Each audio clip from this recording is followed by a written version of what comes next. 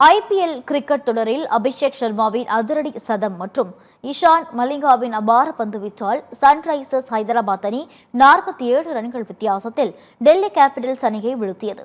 ஹைதராபாத்தில் நடந்த இப்போட்டியில் முதலில் பேட் செய்த சன்ரைசர்ஸ் அணியில் டிராவிஸ் ஹெட் 37 ரனில் ஆட்டமிழந்தார்.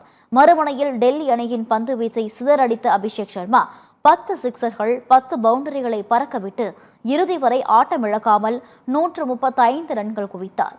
கிளாசன் இறுதி கட்டத்தில் 37 ரன்கள் சேர்க்க 20 ஓவர்களில் சன்ரைசர்ஸ் அணி 2 விக்கெட்டிற்கு 242 ரன்கள் குவித்தது.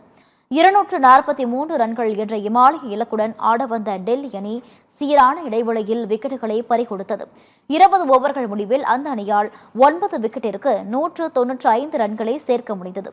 இதன் மூலம் 47 ரன்கள் வித்தியாசத்தில் அபார வெற்றி பெற்ற சன்ரைசர்ஸ் அணி ஹாட்ரிக் வெற்றியுடன் புள்ளிப்பட்டியலில் 3வது இடத்திற்கு முன்னேறியுள்ளது.